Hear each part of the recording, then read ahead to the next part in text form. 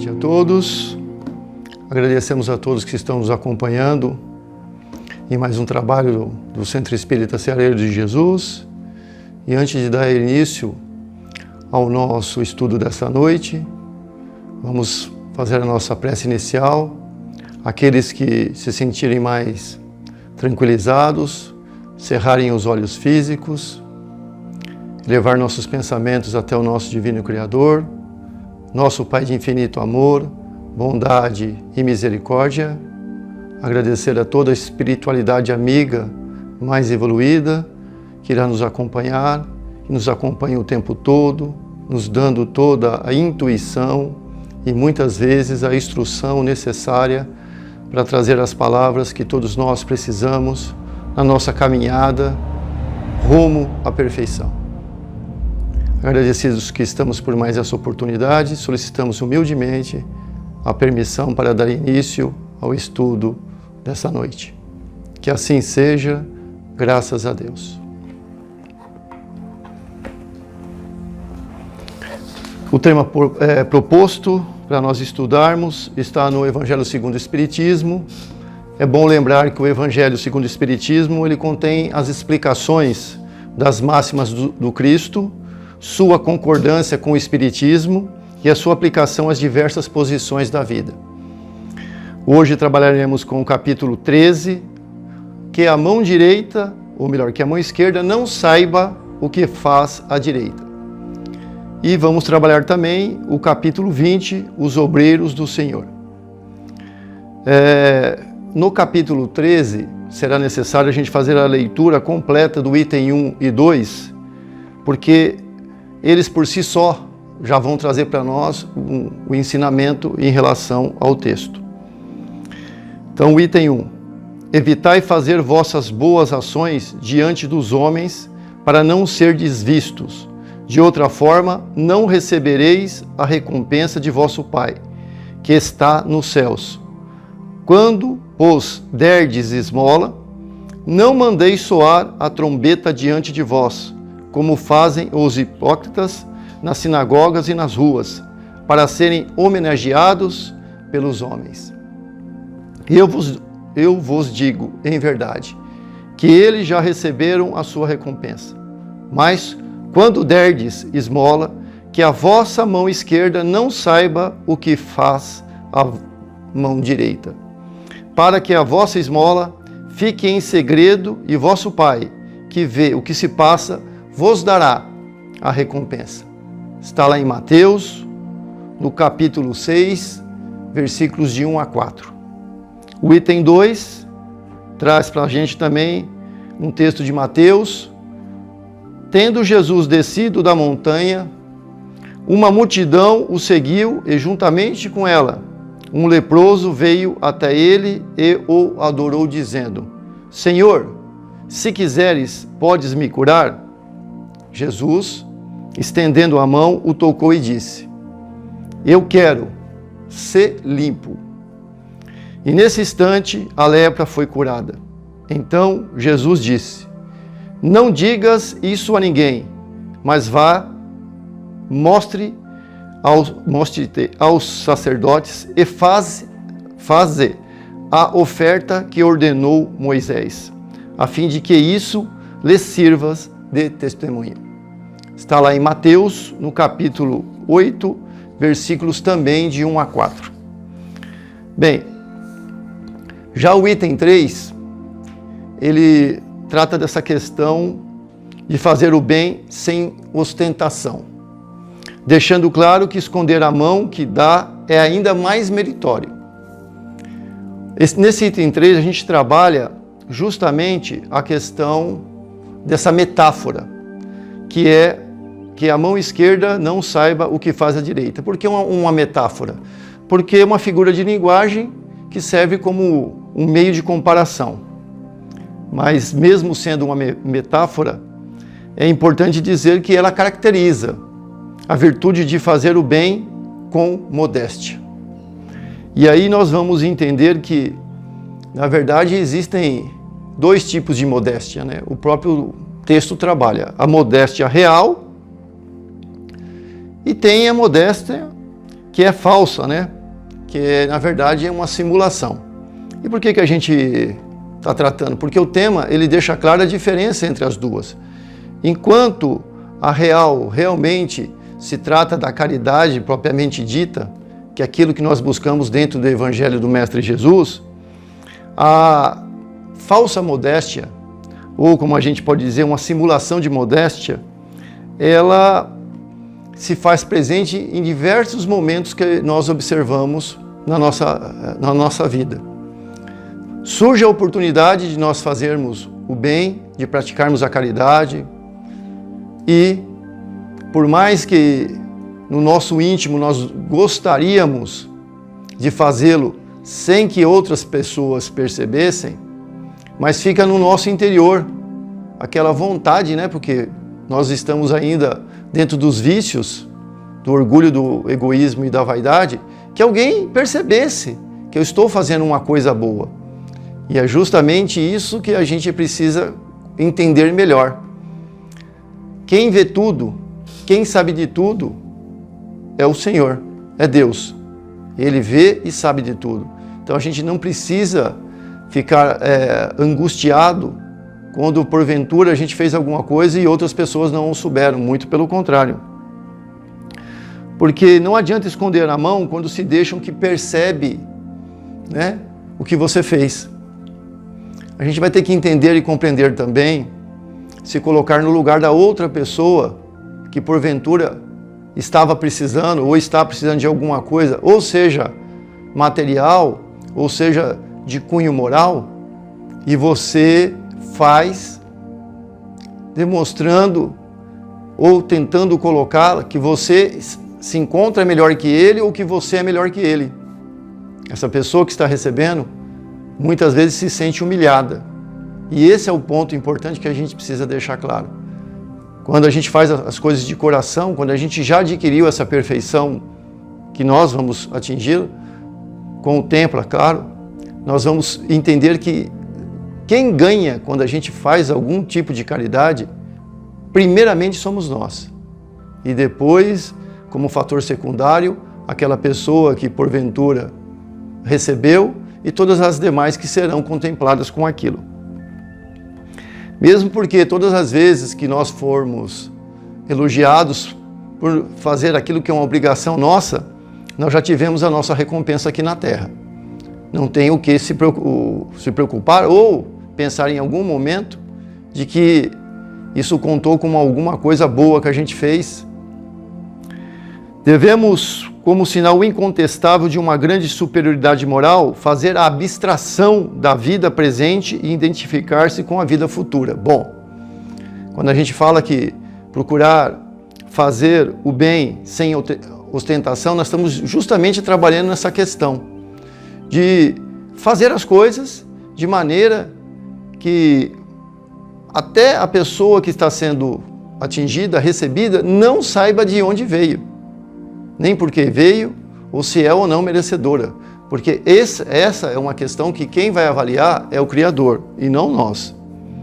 É preciso, numa palavra, né, colocar-se acima da humanidade, para renunciar à satisfação do testemunho dos homens e esperar a aprovação de Deus. Vivemos um momento, e não é de hoje, da humanidade que fazer qualquer coisa que saia da rotina ou daquilo que se é esperado do ser humano, há uma necessidade de um alarde, de chamar a atenção, de mostrar que você está fazendo diferente. Ótimo, se você assim o fez e conseguiu ter abstração da sua atitude, você está no caminho certo. Se internamente você sentir que deveria ter sido elogiado, aplaudido, nós precisamos repensar o nosso comportamento. Como sabemos, aquele que preza a aprovação dos homens mais do que a de Deus, prova que a vida presente vale mais para ele do que a vida futura. Ok, nós que estamos e trabalhamos dentro da doutrina espírita, nós não podemos em momento nenhum acreditar em vida presente. Nós acreditamos na reencarnação. Nós viemos para cá Nós vamos aprendendo, nós vamos nos corrigindo, nós vamos nos melhorando, até a gente atingir a perfeição ou o ponto de perfeição necessário para não precisar mais estar vivendo em um mundo material. Se os benfeitores orgulhosos são depreciados entre os homens, muito mais o serão em relação a Deus. Eles receberam sua recompensa na terra. Bom, como nós falamos, né? É viver no mundo, fazer parte do mundo, mas não deixar que o mundo domine você e traga para vocês as regras que naquele momento são a que eles consideram a correta.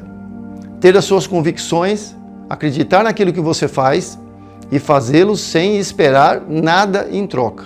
Quando nós chegarmos a esse ponto, significa que nós caminhamos bem na busca da caridade. É por isso que Jesus disse: os que fazem o bem com ostentação já receberam a sua recompensa. Bom, quando a gente fala em Jesus, né?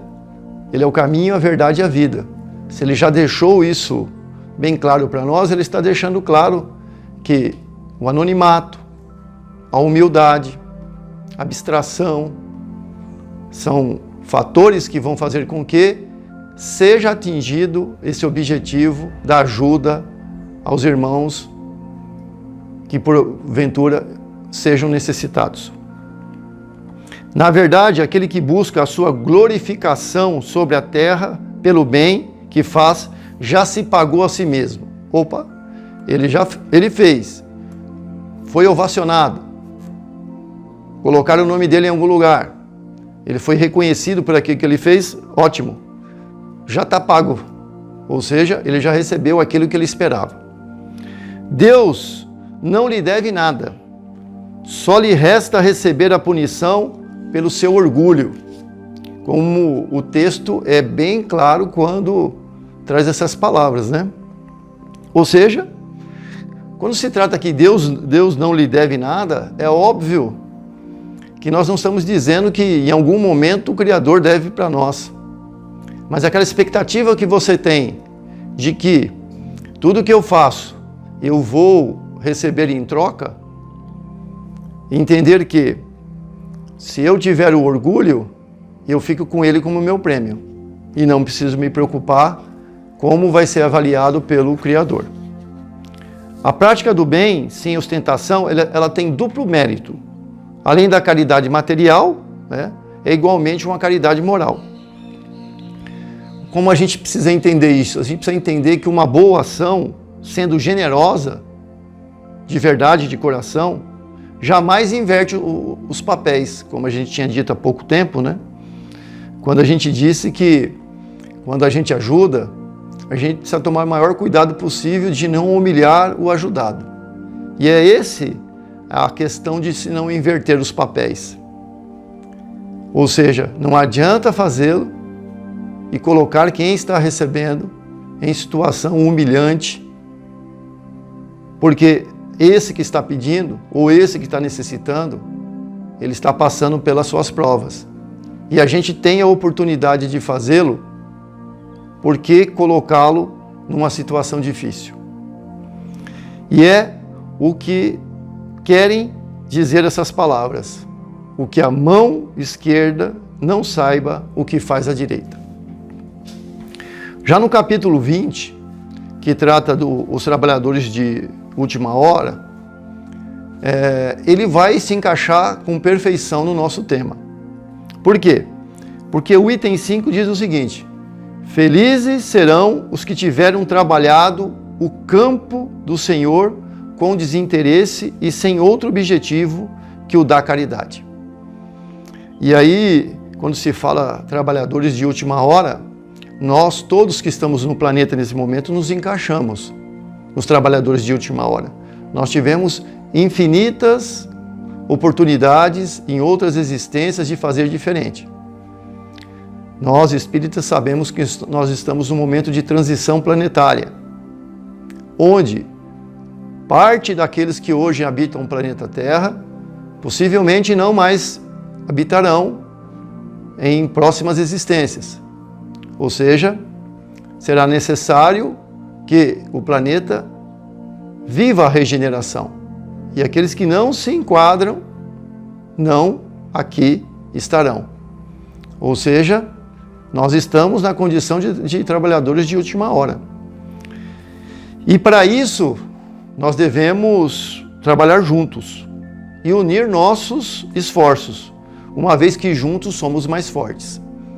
Essa hora de participar junto com os centros, com a sua comunidade e procurar de alguma maneira, de alguma forma, colocar em prática esse trabalho na seara do Mestre Jesus. Já é tempo, o tempo já é chegado, não tem mais o que se esperar.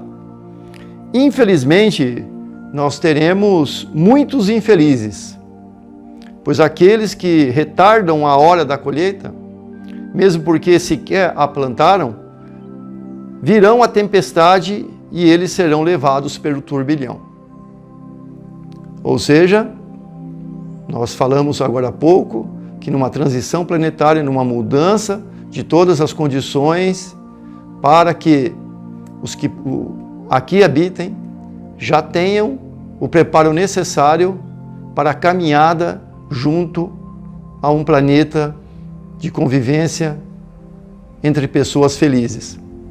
Ou seja, saindo de expiações e provas, iremos entrar num planeta de regeneração. Não caberá mais alguns comportamentos que nós estamos vendo. E esse é o momento, então, de aproveitarmos e estendermos a mão para aqueles que demonstram e tenham a boa vontade de seguir esse caminho do trabalho na seara do Mestre Jesus. Felizes são os que não recuam diante da tarefa, não arrumam desculpas diante dos obstáculos e se empenham para realizar as obras do Senhor. Desculpas nós temos infinitas. Temos desculpa para tudo. Ou seja, a gente só não consegue entender como é que a gente consegue arrumar tantas desculpas para não fazer nada. É o tempo, é a luta, é o trabalho, é a família. Tudo isso faz parte daquilo que nós já ajustamos lá no plano espiritual. O que com certeza não foi ajustado é a nossa recusa, a nossa vontade de arrumar desculpa o tempo todo para não fazer aquilo que nós já tínhamos ajustado no plano espiritual. E nós, na condição de espíritas, muito menos. Por quê? Porque temos na doutrina dos espíritos, no espiritismo, todos os meios e as oportunidades para colocar em prática as leis morais do Cristo. Seja através das ações realizadas pelos centros, seja quando a questão não é material, mas é uma questão moral, seja na oportunidade que surge o dia todo e o tempo todo da gente tirar um tempinho da nossa vida para escutar os desafios daquele irmão que não se encontra em uma boa situação. Oportunidades são infinitas. É nós que precisamos estar abertos para a realização desses trabalhos. Se nós continuarmos evitando os desafios que se aproximam, com certeza nós não conseguiremos plantar nada. E aí também não iremos colher nada. E a gente pode terminar, inclusive, dizendo que os primeiros serão os últimos e os últimos serão os primeiros no reino dos céus. E muitos são os chamados e poucos são os escolhidos. Nós temos a oportunidade. O momento já é chegado. Vamos trabalhar na seara do Mestre Jesus, aplicando as leis de amor, de caridade, a lei de justiça, buscando o tempo todo ser pessoas boas, pessoas que praticam a caridade, que têm coragem, que têm humildade. São qualidades que nós devemos buscar dia a dia para conseguir atingir os nossos objetivos e colocar em prática tudo aquilo que nós ajustamos lá no plano espiritual. Acreditamos que essa oportunidade se faz presente para todos. Basta arregaçarmos as mangas e irmos para o trabalho. Bem, depois de muito receber e agradecer essa oportunidade desse texto, retirado do Evangelho, o capítulo 13, do itens 1 ao 5, e o capítulo 20, no item 5, esse é o momento, então, de nós realizarmos as nossas vibrações e a nossa prece de encerramento. Convido a todos, aqueles que se sentirem mais tranquilos, cerrarem os olhos físicos, mantermos nossos pensamentos mais elevados até o nosso Divino Criador, nosso Pai de infinito amor, bondade e misericórdia, agradecer ao Mestre Jesus e emanarmos pensamentos mais elevados a todos os nossos irmãos que se encontram em situação difícil. Que cheguem até eles a vibração, que chegue até eles esperança, confiança, que cheguem até eles a certeza que Deus prepara todo o terreno para que nós possamos prosperar. Agradecidos que estamos por mais essa oportunidade, Senhor, solicitamos humildemente a permissão para encerrar o estudo dessa noite. Que assim seja, graças a Deus. Cumpre nós deixarmos também para os senhores, aquele que gostou dessa nossa apresentação aqui, se inscreva no nosso canal, deixe um like lá na live também.